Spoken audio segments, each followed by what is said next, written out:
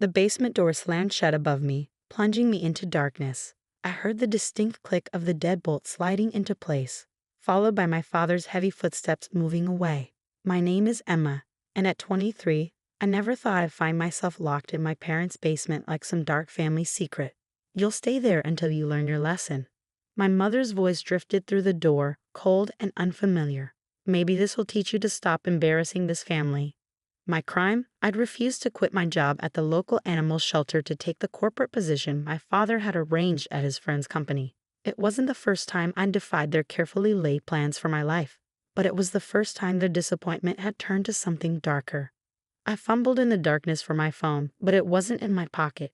In their rage, they'd taken everything: my phone, my bag, even my jacket. The basement was cold, the kind of deep chill that seeps into your bones. I wrapped my arms around myself, trying to make sense of how my life had come to this point. Mrs. Peterson, our 72-year-old neighbor, had installed security cameras last week after a series of car break-ins on our street. Her camera had a perfect view of our driveway and front door. I remembered her proudly showing me the new system, explaining how it recorded everything 24/7. At the time, I just smiled politely, never imagining those cameras would become my salvation. The first day was the hardest. I could hear life continuing normally above me: phone calls, TV shows, even my mother hosting her weekly book club. Nobody questioned my absence. Through the tiny basement window, I watched feet passing by on the sidewalk, wondering if anyone would notice something was wrong. Emma ran away.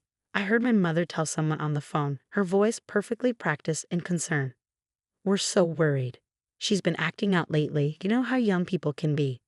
I wanted to scream, to bang on the walls and let everyone know I was here, trapped in my own home by the people who were supposed to protect me. But I knew that would only make things worse. My parents had mastered the art of appearance, respected members of the community, successful business owners, perfect family. Nobody would believe the truth.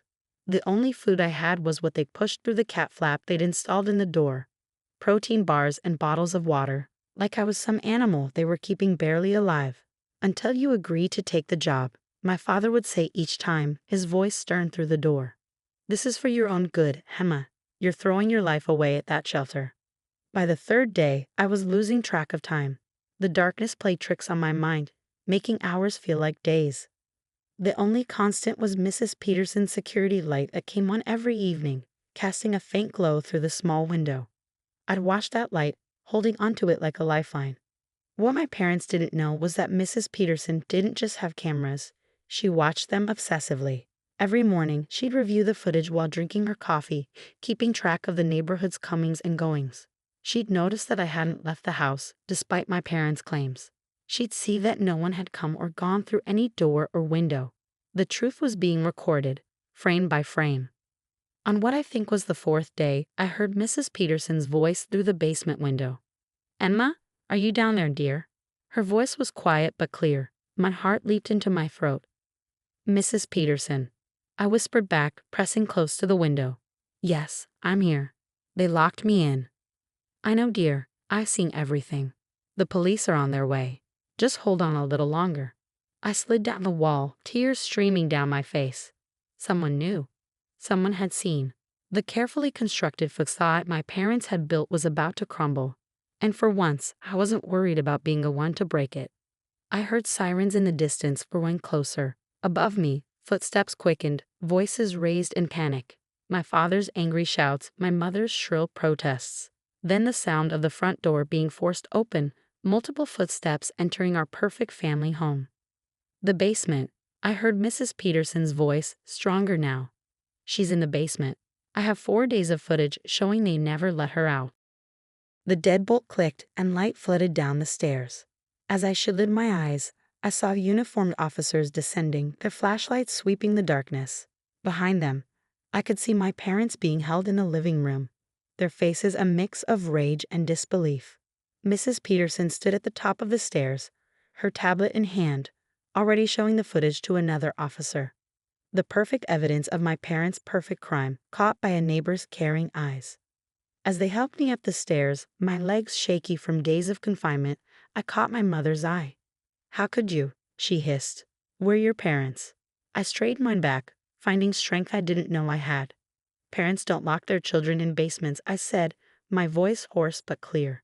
And they don't get to decide what makes someone a disappointment.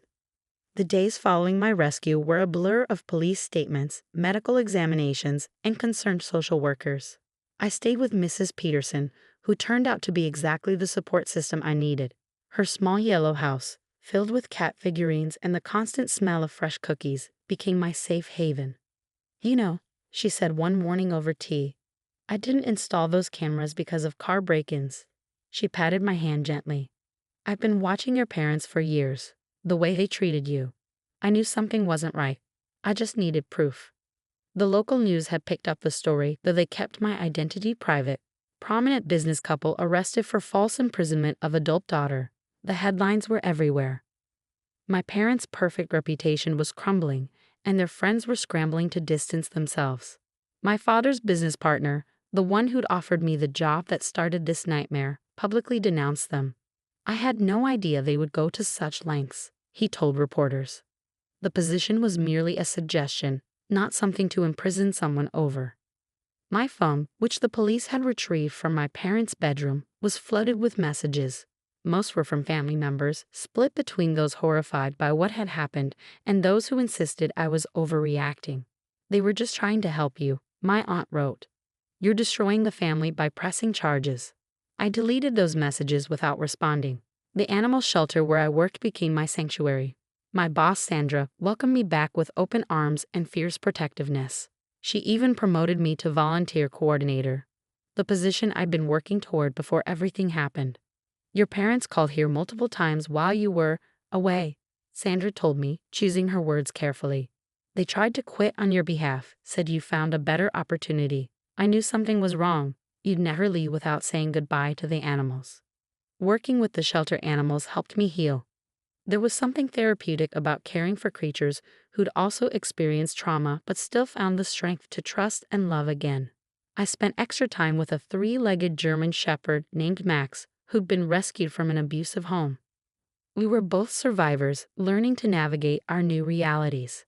Mrs. Peterson's security footage became the centerpiece of the prosecution's case. The videos were damning, showing my parents going about their daily lives while their daughter was locked away, hosting dinner parties, attending social events, all while maintaining the lie that I had run away. The most shocking clip was from the second day of my imprisonment. It showed my mother gardening right outside the basement window, humming to herself while I was trapped below. She'd later told police she was teaching me a valuable lesson about responsibility. My parents' lawyers tried to spin it as a family disagreement that got out of hand. They were concerned of their daughter's future, the lawyer argued. Their methods, while extreme, came from a place of parental concern. The prosecutor, a fierce woman named Ms. Martinez, wasn't having any of it. Parental concern doesn't involve false imprisonment, she countered. This was about control, pure and simple. One morning, as I was feeding Max at the shelter, Sandra called me into her office. A letter had arrived from my father's company. I opened it with shaking hands, expecting more threats or manipulation. Instead, I found a check, a significant one, with a note from the board of directors. As compensation for the distress caused by our former CEO's actions, we would like to offer our support to the animal shelter's rehabilitation program. We understand this is where your true passion lies. I sat there, staring at the check, tears blurring my vision. The money that had been meant to control me was now going to help the very cause my parents had tried to force me to abandon. It felt like poetry. Mrs. Peterson helped me establish a new program at the shelter with the funds. One specifically focused on helping animals from abusive situations. We named it Second Chances, and Max became our mascot. You see, Mrs. Peterson said, watching me work with a newly rescued cat. Sometimes the worst moments in our lives lead us exactly where we're meant to be. She was right. Despite everything, or perhaps because of it, I was finally building the life I'd always wanted. My parents had tried to break my spirit, but they'd only made me stronger. As I watched Max playing with shelter volunteers, his 3 legs not slowing him down one bit, I realized we both found our way to something better than mere survival. We found our purpose. The preliminary hearing was approaching, and while I was nervous about facing my parents in court, I wasn't afraid anymore. Their power over me was gone, shattered like the perfect family image they tried so hard to maintain. "Ready for tomorrow?" Mrs. Peterson asked, bringing me another cup of tea. I looked at the security camera footage on her tablet, the evidence that had saved me, and nodded. Ready. The courthouse was packed the day of the preliminary hearing. My parents sat at the defendant's table, both wearing expensive suits and neutral expressions they'd perfected over years of business meetings. They looked smaller somehow, less intimidating than the towering figures who had locked me away. Mrs. Peterson sat directly behind me, her presence steady and reassuring. The shelter staff had come too, including Sandra, who took the morning off to show support. Even Max was there, now officially certified as my emotional support animal, lying calmly at my feet. When I took the stand, my mother's facade cracked slightly. I saw her flinch as I described those days in the basement, the cold, the hunger, the sound of life continuing above while I sat in darkness. My father stared straight ahead, his jaw clenched as if he could wish away the truth of what he'd done. "And what made you think your parents would actually harm you?" My parents' lawyer asked during cross-examination, his tone suggesting I was being dramatic. I met his gaze steadily. "They already had," I replied. "Every time they chose their reputation over my happiness, every time they tried to force me into their perfect mold, they were causing harm. The basement was just the physical manifestation of what they'd been doing my entire life." The evidence was overwhelming. Mrs. Peterson's footage played on the courtroom screens, showing my parents' casual cruelty in high definition. The medical reports detailed the effects of my confinement: mild malnutrition, vitamin D deficiency, anxiety disorder. The prosecution presented a pattern of controlling behavior stretching back years. My parents took a plea deal: 3 years in prison, suspended sentences, mandatory counseling, and permanent restraining orders. Some thought it was too lenient, but I didn't need them to suffer. I just needed them to stay away. "I hope you understand what you've done to this family," my mother said during her statement to the court. "Everything we did was for you." I stood up, Max pressing against my leg supportively. "No," I said, my voice clear and strong. "Everything you did was for yourselves. But thank you. You taught me exactly what kind of person I don't want to be." 6 months later, the Second Chances program at the shelter was thriving.